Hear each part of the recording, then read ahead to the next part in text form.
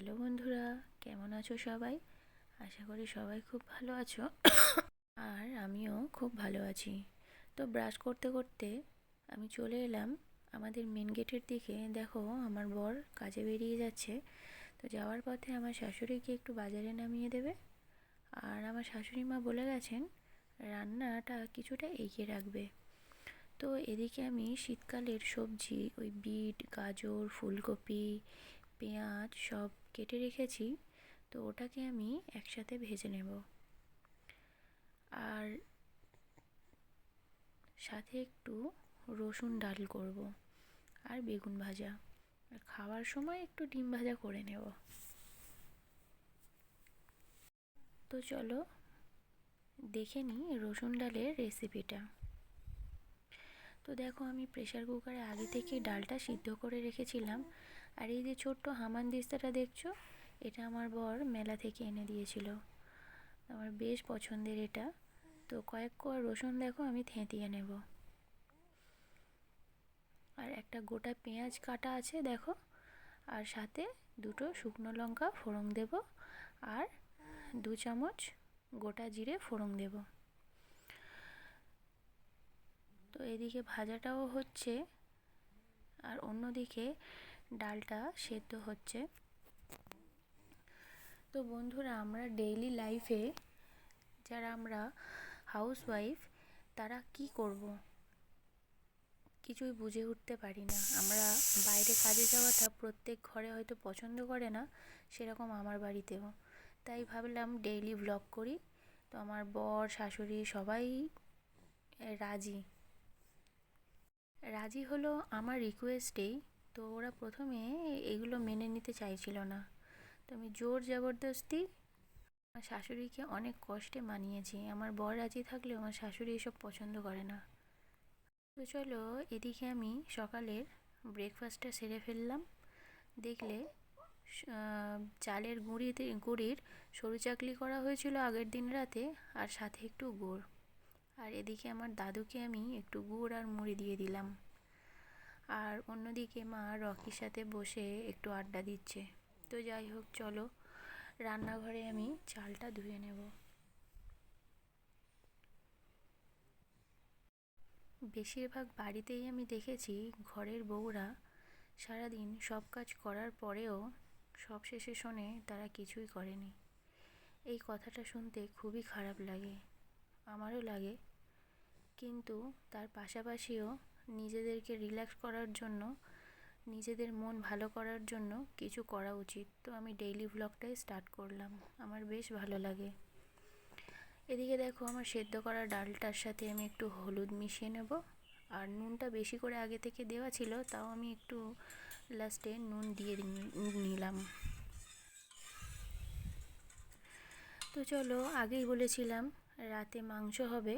আজকে মাংস আর পরোটা খাবে আমার বর, বলে গিয়েছেন। তো সেই জন্যই আমার শাশুড়ি বাজার থেকে কিছুটা মাংস এনেছে।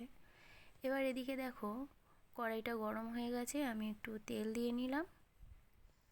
এরপর আমি পেঁয়াজ আর এদিকে শুকনো লঙ্কাটা গরম তেলে ফোড়ন দিয়ে নেব। পেঁয়াজটা তোমরা লাস্টেই দেবে, আমি আজকে ভুল করে পেঁয়াজটা আগে দিয়ে ফেলেছি।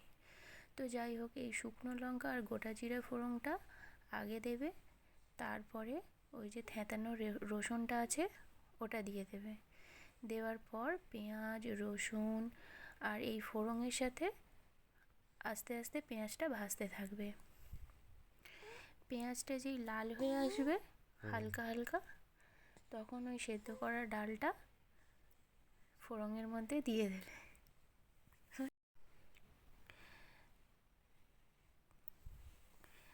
বন্ধুরা, তোমাদেরকে একটা কথা বলি, বিয়ের আগে না আমি এইসব রান্না টান্না কিছুই পারতাম না। সব কিছু শেখা আমার এই বাড়িতে এসেই, আমার শাশুড়ির হাত ধরে। আমার শাশুড়ি এমনি মনের দিক থেকে খুবই ভালো, কিন্তু আবার এক এক টাইমে একটু কঠিন উনি।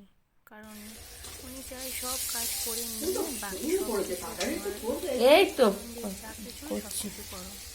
না সেগুলো সেই জিনিসগুলো ব্রেক করে ফেলি।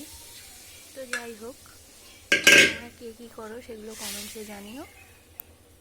তো চলো, এদিকে ডালটা হয়ে গেল। তো আমি স্নান করে নিয়েছি। আজকের দিনটা তো ছিল রবিবার।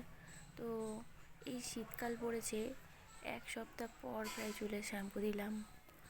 তো যাই হোক, শ্যাম্পু ট্যাম্পু করে আমি চলে এলাম সোজা ঠাকুর ঘরে। দেখো আমার গোপু সোনারা বসে আছেন, ওদেরকে এবার ঘন্টা নাড়িয়ে ঘুম থেকে তুলব। তো বেশ জাগ্রত, তোমরা আমার গোপালের কাছে মন থেকে যা চাইবে তাই পাবে। আমার গোপুরা খুব কিউট, জানো তো। আমি রোজ এসে দেখব ওদের বালিশগুলো এদিক ওদিক ঠাকুর ঘরে ছড়ানো ছেটানো। কাঠবিড়ালি আর পাখিদের যত খেলা আমার এই গোপালের সঙ্গে। আর এই সিংহাসন দুটো দেখছো, আমার শাশুড়ি মাই এনে দিয়েছেন বড় বাজার থেকে। আর এদিকে দেখো, ওই যে কি রে, পুকুরে, কি করছিস? ওই যে বিট্টু, ওই ছেলেটা মাছ ছোট্ট ভাই, ধর। ও কি করছে বলো তো? ওটা ওদেরই এই পুকুরটা। ও এসে রোজ এই পুকুরে স্নান করে আর 1 ঘন্টা ধরে এই পুকুরে জলের মধ্যে স্নান করে, বারণ করলেও শোনে না। তো যাই হোক, এদিকে স্নান হয়ে গেছে, পুজো হয়ে গেছে, আমি এই চিপসটা খেয়ে নেবো। বাজার থেকে ফেরার পথে আমার শাশুড়ি এই চিপসটা আমার জন্য এনেছিল।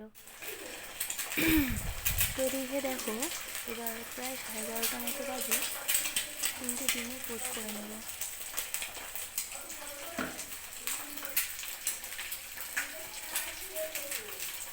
তো বন্ধুরা, ডিম পোস্ত হয়ে গেছে। তো এবার আজকে ভাতের থালিতে দেখো কি কি আছে: বেগুন ভাজা, সব রকম সবজির একটা ভাজা, ধনিয়া পাতা পেস্ট, সাথে মসুরের ডাল, আর ডিম পোচ, আর 1 ফালি লেবু। তো আজকের লাঞ্চটা এটা দিয়েই করব। তোমরা কে কী দুপুরে খেয়েছো অবশ্যই জানিও। যেহেতু দুপুরে মাংস খাবো, তাই আর মাংসটা এবেলা খাবো না।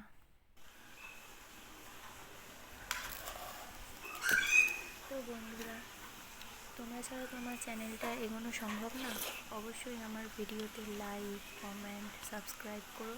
পাশে থাকা বেল আইকনটা প্রেস করো নতুন নতুন ভিডিও পেতে। আর অবশ্যই অবশ্যই আমার চ্যানেলটাকে সাবস্ক্রাইব করবে। তো ভাত খাওয়া হয়ে গেছে, এদিকে লেবু আর বেদানা নিয়ে আমি বসে পড়েছি। খাবো না, তাও জোর করে আমার শাশুড়িমা বলছেন খেতে। তো যাই হোক, বিকেলের ক্লিপগুলো আর নেওয়া হয়নি, এদিকে সোজা চলে এলাম রান্নাঘরে। তো একটু রসবড়া হচ্ছে আর একটু আলু পরোটা হবে। তো আলু পরোটার রেসিপিটা এর পরের ভিডিওতেই দেবো। আর সাথে কষা মাংস হচ্ছে। দেখো, এটা এমনি নর্মাল চিকেন না, যে কালবার্ট বা প্যালেস্টাইন যেটাকে বলে না, ওই চিকেন। দেখো, পরোটা দিয়ে বেশ ভালোই লাগে।